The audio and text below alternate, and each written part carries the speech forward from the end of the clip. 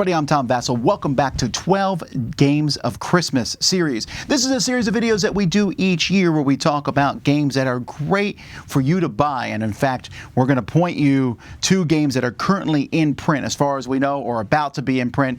You can check online for these. We recommend GameNerds.com to check these out. But these are games that you can get, and today's category is family games. Whatever you might call these, we are talking about games that we think would be great to play with the family. Now, this series of videos is sponsored by the World Series of Board Gaming, and this is happening at the end of September, beginning of October of next year. And in this World Series of Board Gaming, there's 16 different events where you can go and try to beat them and become the champion of the world, getting the $25,000 prize. But there's more than that at this thing, actually. There is a large gaming library, an open gaming room there, a vendor hall and demo booths, outer ring events where you can win a free seat to the 2023 World Series Board Gaming event. And there's complimentary guest passes, so if you get one, you can get some complimentary guest passes to come in and enjoy all this with you. So it's kind of like we have these events in the middle, but then lots of cool stuff that's going around it, and of course even around that, the city of Vegas. So check that out. You can see more information in the link in our video below. But now we want to talk about family games. So here we go, our picks for 12 great family games that you can get right now. Let's kick things off by talking about Kingdomino Origins, very new game.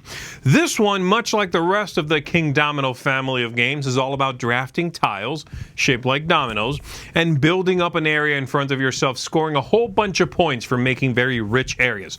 It, of course, has the prehistory theme. I'm a big fan of that. I love the illustrations, the little characters. But beyond that, this one has built right into it 3 levels of play. The simplest one, very straightforward, very similar to the original Kingdomino. But you can step that up, and now you are collecting resources. You can gather fish in the rivers, maybe mammoths, spearheads, all these things, and you'll be scoring based on those. But there's yet another level above that where you can have tribes people, and they will be giving you their own scoring opportunities. You have to buy those and put them on your board, on your, in your kingdom. So I really like how this one can evolve with the family. You will sort of level up. You will graduate to new modes the more you play, so it will stay fresh and fun for a long time. That is Kingdomino Origins. Another great family game is Cascadia, which is a really beautiful tile laying and token drafting game. In this game, you'll be laying tiles to match terrains and build a habitat and entice animals to the habitat through these tokens. Now, this game is great for the whole family for a few reasons. Firstly, it's really simple to play. It's such a relaxing feel to it. There can be a little bit of play interaction there with people taking the tiles or tokens you need, but there's always something that you can do in order to score, because for the second reason, there is so many scoring options. So this is a game which accommodates a lot of different player levels, player styles, player experiences, and ages as well. It also comes with a family variant card, which gives you some very simplified rules so you can add even younger kids in.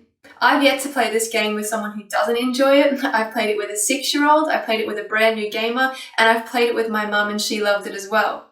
So if you're looking for a great family game this year that will suit a really wide range of players, maybe you should check out Cascadia. The next family game is Super Mega Lucky Box. Not only does this game have a great name that is, just kind of fun and rolls off the tongue weird, it's also got a great aesthetic. It has that 1970s schoolhouse rock kind of vibe to it. It's very engaging and very fun, but it is also an extremely simple and yet really fun game. What you're doing every turn is just flipping over a card. Everyone around the table is crossing off a number that matches that card in the middle on their own little sets of cards in front of them. You're just trying to cross out a card completely to score points for it. But along the way, when you finish a row or a column on a single card, you'll get a bonus. Maybe you get to cross off extra numbers on other cards. Maybe you'll get some little set collection for points at the end of the round or at the end of the game.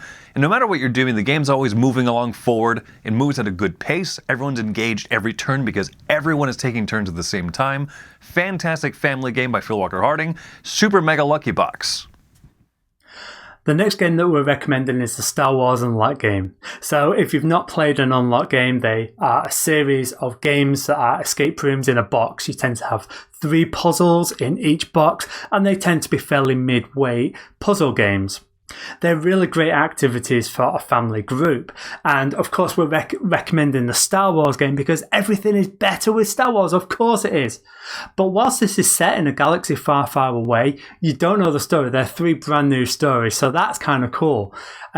Now, I'd say that the first one is fairly simple in the series of 3, and they become more complex as you go along.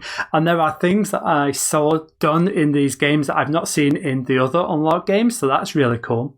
I will say you do need a mobile phone. And these are just fantastic. If you've got a family, if you've got younglings in your family, these are perfect for that group of players. I wish I played it with my niece, perfectly honest. I will say if you do have younglings in your family, then maybe don't ask Anakin to babysit. But other than that, Star Wars Unlock.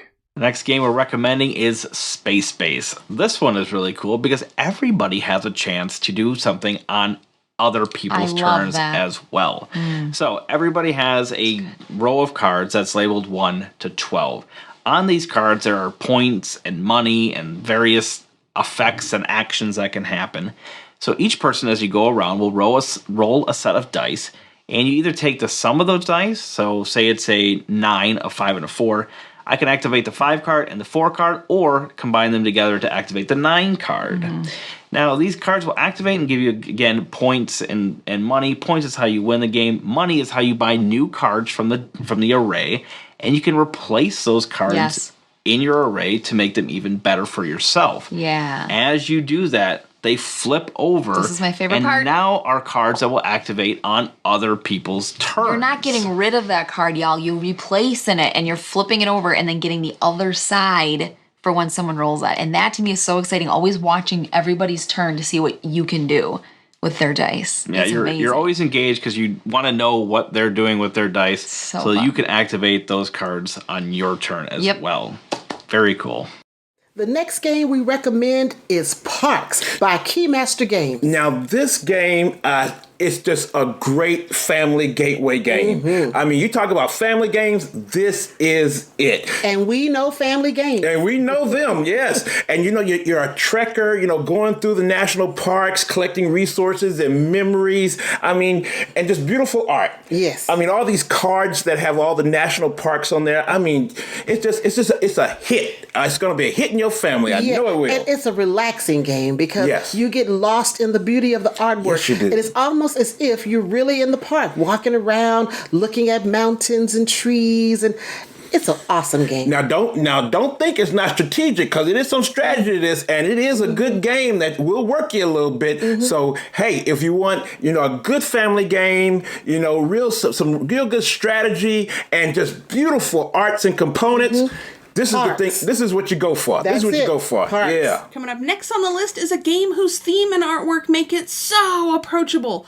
I'm talking about Calico from AEG and Flat Out Games. So whether it's the adorable cats or the bold colors and patterns, this one will catch your attention on the table. So in this game, you're making a quilt. Matching certain patterns is going to attract different cats to come snuggle up on your quilt, and matching certain colors is going to award you with different buttons to add.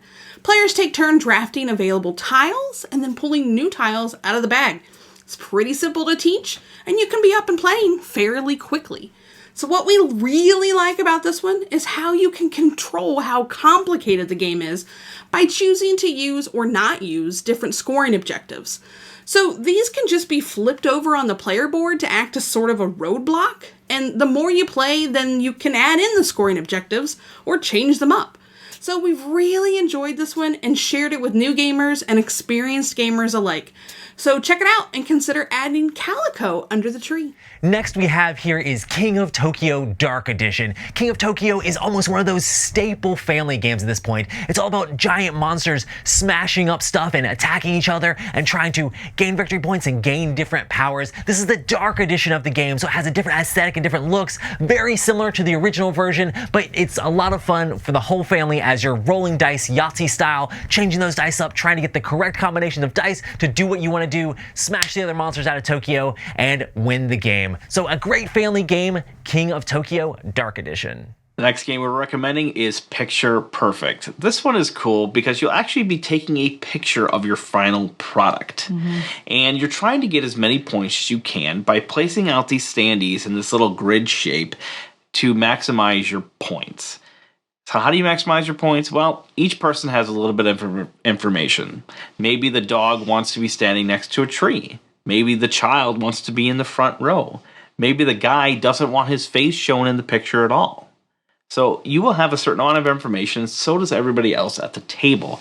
And throughout the game, you're exchanging information through auctions in various different ways, so you'll get more information as you go along to figure out how to best score this scenario. Yeah, and where it becomes super tricky is there's no way you're going to satisfy every single person in the photo. So you'll have a lot of information, and sometimes two of the things that you need to score completely conflict each other, so you just have to choose which one's going to get you more points at the end. It is so unique. So weird. Highly recommend. Depending on how that phone is placed when you take that last picture, maybe it's just enough if you move to the right, and then the guy's face is not shown in the picture. It's really cool. Super unique, super cool. Definitely recommend.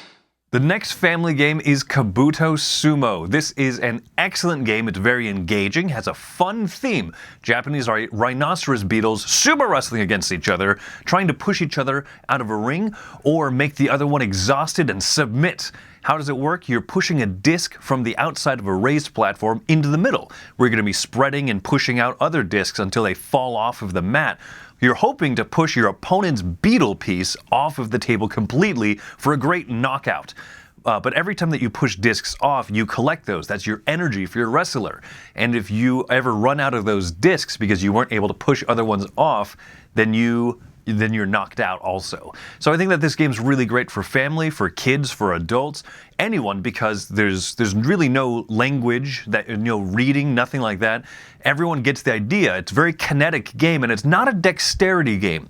It is not about flicking the hardest or more precise or anything like that. Anyone can really play this because you're just pushing a coin in and then seeing what happens. So I recommend Kabuto Sumo. For family games, Micro Macro Crime City is really good. This is a cooperative visual crime solving game.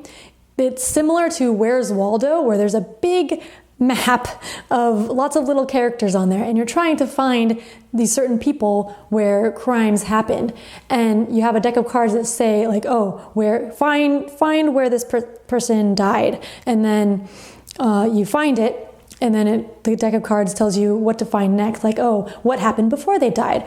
Where did they go? And so you follow around the map. But instead of the map being like a screenshot in time, it's like all time at once. So you can see the person in different areas of the picture, and you can follow through where they went that day and what happened, and you get to see these stories unfold.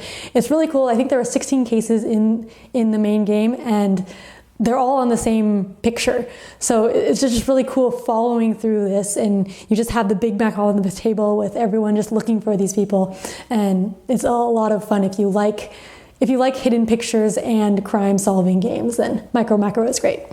And finally, Seven Wonders Architects. Seven Wonders is a very popular game, but Seven Wonders Architect is actually an easier version of that game. In this game, Seven Wonders Architects, you have 3 decks of cards, one between you and the person to your left, one between you and the person to your right, and one deck in the middle of the table that everyone can use.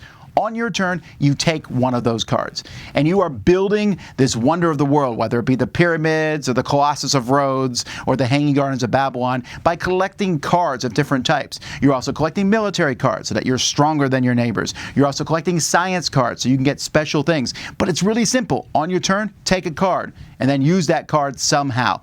Really simple, easy game with great components, and I really think this one's just going to go over well. It also goes up to 7 players. So whether you like Seven Wonders or not, or have never heard of it, it doesn't matter. This is a great introduction to the hobby, so I highly recommend Seven Wonders Architects.